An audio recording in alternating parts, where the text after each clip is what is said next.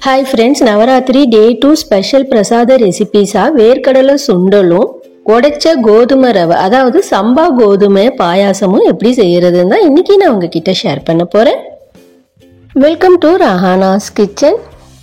First ரெசிபியா வேர்க்கடலை சுண்டல். இந்த வேர்க்கடலை சுண்டலுக்கு பார்த்தோம்னா அரை கப் அளவுக்கு பச்சை வேர்க்கடலையை ஒரு கிண்ணத்துல எடுத்து நல்லா 2-3 தடவை வாஷ் பண்ணி விட்டு முழுகிற அளவுக்கு தண்ணியை சேர்த்து 5 மணி நேரம் ஊற விட்டுக்குங்க. 5 மணி நேரத்திற்கு அப்புறம் ஓபன் பண்ணி பார்த்தோம்னா வேர்க்கடலை நல்லா ஊறி அதனுடைய நிறம் எல்லாம் தண்ணியில இறங்கி ஒரு மாதிரி கலங்கலா இருக்குங்க. இது மறுபடியும் நம்ம நல்லா 2-3 தடவை வாஷ் பண்ணி எடுத்துக்கலாம்.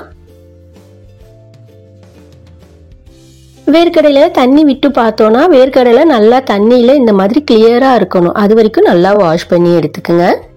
அடுத்து வேர்க்கடலை எல்லாம் குக்கர் பேன்ல மாத்தி விட்டு முழுகிற அளவுக்கு தண்ணியை சேர்த்து கூடவே கொஞ்சமா உப்பையும் சேர்த்து ஒரு கலக்கு கலக்கி விட்டு குக்கர் பேனை மூடி விட்டுக்குங்க. 3 விசில் வர வரைக்கும் குக் பண்ணிட்டு அடுப்பை ஆஃப் பண்ணி விட்டுக்குங்க. ஸ்டீம் எல்லாம் நல்லா இறங்கினதுக்கு அப்புறம் குக்கர் பேனை ஓபன் பண்ணி விட்டுக்குங்க. பாருங்க வேர்க்கடலை நல்லா பஞ்சு மாதிரி வெந்து வந்திருக்கு. அதை நல்லா வடிகட்டி எடுத்து வச்சுக்குங்க. அடுத்து பேன்ல 1 டீஸ்பூன் எண்ணெயை விட்டுக்குங்க. எண்ணெய் காஞ்ச உடனே கொஞ்சம் கடுகு, கூடவே 1 டீஸ்பூன் உளுத்தம் பருப்பு, 2 வரமிளகா, கொஞ்சம் கருவேப்பிலையை சேர்த்து தாளிச்சு விட்டுக்குங்க. எல்லாம் நல்லா பொரிஞ்ச உடனே வேக வச்சு எடுத்திருக்கிற வேர்க்கடலையை சேர்த்து நல்லா பெரட்டி விட்டுக்குங்க. சில நொடிகளுக்கு கொஞ்சமா பெருங்காயத்தூள், கொஞ்சமா உப்பு, ஒரு சின்ன சைஸ் துருவிய கேரட்டை சேர்த்து விட்டுக்குங்க. நல்லா கலந்து விட்டுட்டு கூடவே கொஞ்சமா துருவிய மாங்காய், கொஞ்சமா துருவிய தேங்காவை சேர்த்து நல்ல ஒரு பெரட்டி விட்டுக்குங்க.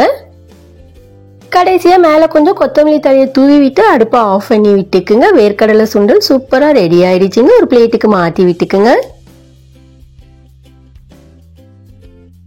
அடுத்து ஸ்வீட் ரெசிபியான உடைச்ச கோதுமை ரவை பாயாசம் எப்படி செய்யறதுன்னு பார்க்கலாம். அதுக்கு குக்கர் பேன்ல 2 டேபிள் ஸ்பூன் நெய் விட்டுக்குங்க. நெய் மெல்ட் ஆன உடனே தேவைக்கு ஏற்ப முந்திரி பருப்பை சேர்த்து விட்டுக்குங்க. முந்திரி பருப்பு லைட்டா வறுபட ஆரம்பிச்சோடனே தேவைக்கு ஏற்ப உலர் திராட்சையை சேர்த்து அதுவும் நல்லா புஃப்னு வர வரைக்கும் வறுத்து விட்டுக்குங்க.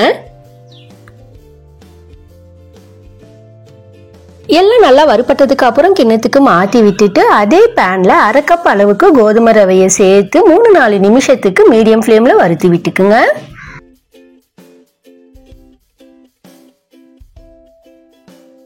கோதுமை ரவை நல்லா வறுபட்டு நிறமும் மாறி வந்துருச்சுங்க. அடுத்து எந்த கப்ல நம்ம ரவை எடுத்தோமோ அதே கப்பால 2.5 கப் அளவுக்கு தண்ணியை சேர்த்து விட்டு கூடவே சிட்டிகை அளவுக்கு உப்பையும் சேர்த்து மிக்ஸ் பண்ணி கவர் பண்ணி விட்டுக்கலாம்.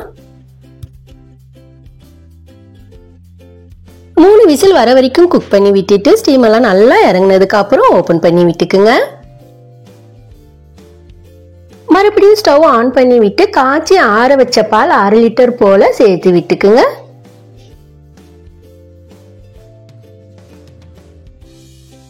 5 நிமிஷத்துக்கு மீடியம் ஃப்ளேம்ல கிளறி விட்டு குக் பண்ணி விட்டுக்குங்க. 5 நிமிஷத்துக்கு அப்புறம் நம்ம எந்த கப்ல ரவை எடுத்தோமோ அதே கப்பால 3/4 கப்ல இருந்து 1 கப் அளவுக்கு சர்க்கரையை சேர்த்து விட்டுக்குங்க. நான் 3/4 கப் சர்க்கரை தாங்க சேர்த்துருக்கேன். நீங்க உங்க சுவைக்கு ஏற்ற மாதிரி சர்க்கரையை கூட்டவோ குறைக்கவோ செய்துக்குங்க. நல்லா கலந்து கொடுத்து குக் பண்ணி விட்டுக்குங்க. உங்களுக்கு பாயாசம் எந்த அளவுக்கு திக்னஸ் வேணுமோ அந்த அளவுக்கு குக் பண்ணி விட்டுக்குங்க.